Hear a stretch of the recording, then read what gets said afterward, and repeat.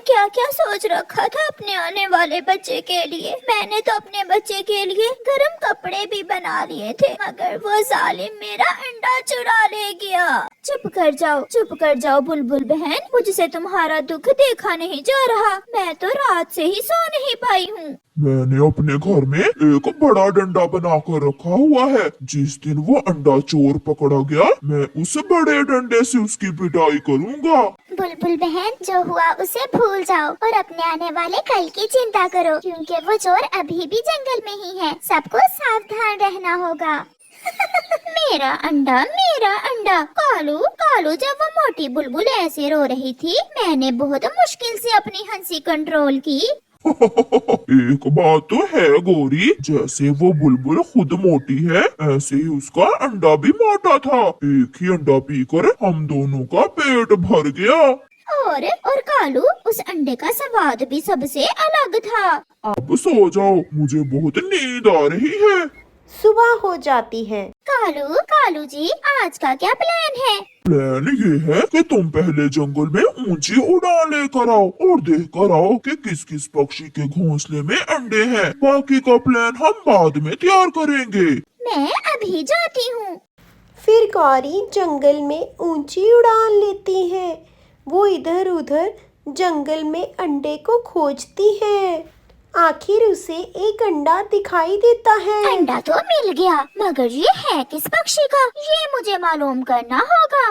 फिर गौरी उसी पेड़ से थोड़ा दूर छुपकर बैठ जाती है। तभी उस अंडे के पास एक तोता तोती आते हैं। मिठू जी, अब हम एक साथ नदी पर नहीं जाएंगे। हम में से एक अंडे की रक्षा करेगा और दूसरा नदी से पानी पीने जाएगा। तो ये अंडा इन तोतों का है। मैं अभी कालू को जाकर बताती हूँ। फिर गौरी भागकर कालू के पास जाती है। कालू मिल गया, मुझे तोते के घोंसले में अंडा मिल गया। अगर वो अंडा पीना है तो हमें अच्छे से चोरी करना होगा, ताकि हम हमेशा की तरह पकड़े भी ना जाएं और कोई हम पर शक भी ना करे।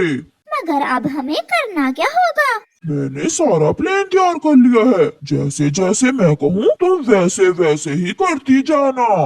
अगले दिन कौआ मिट्ठू से मिलने जाता है। यार मिठू, सुना है कुछ दिनों बाद जंगल में बर्फ शुरू होने वाली है और ऐसे मौसम में भोजन की बहुत कमी हो जाएगी। जंगल के बाहर किसान के खेत में अमरूद पके हुए हैं। मैं वहाँ से अमरूद लेने जा रहा हूँ। तुम दोनों भी मेरे साथ ही आ जाओ।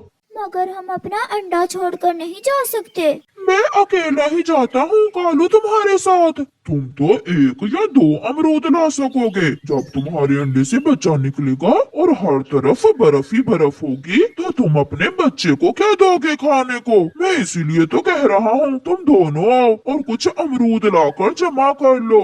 फिर तोता और तोती कालू की बातों में आ जाते हैं और वो कालू के साथ चले जाते हैं। मौका देखकर गौरी भी आ जाती है अंडे के पास। गौरी इधर उधर देखती है और अंडा लेकर भाग जाती है। हरियाली, जल्दी करो, मुझे अंडे की चिंता हो रही है।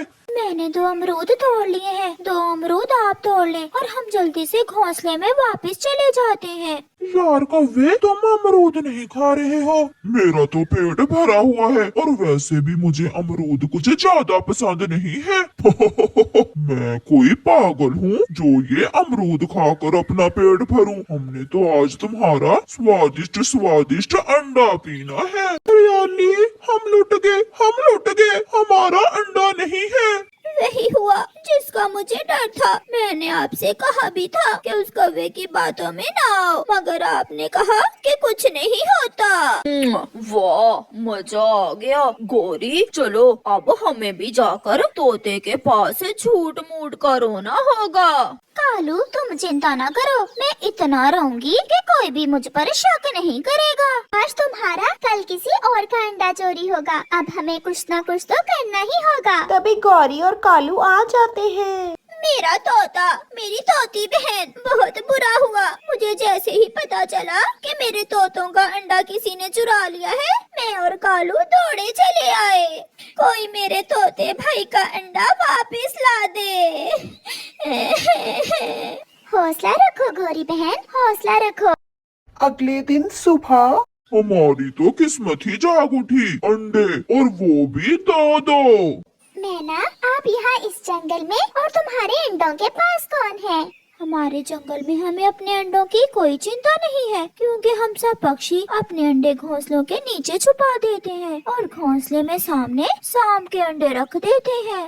अच्छा, ताकि जो भी वो अंडा पिए वो मर जाए। हाँ, इसी तरह तो हमने पिछली बार चील को और बुरे कौवे को मारा था। अब मैं जाती हूँ। मैना जैसे ही अपने घोंसले पर पहुंचती है तो देखती है कौआ और कौवे वहाँ पे मरे पड़े थे। हमारे अंडे पीना इतना आसान नहीं है। अगर तुम चातर कौवे हो तो मुझे भी मैना कहते हैं, मैना। इसलिए दोस्तों, बुराई का अंजाम हमेशा बुरा ही होता है। अगर स्टोरी पसंद आई तो प्लीज कमेंट एंड सब्सक्राइब।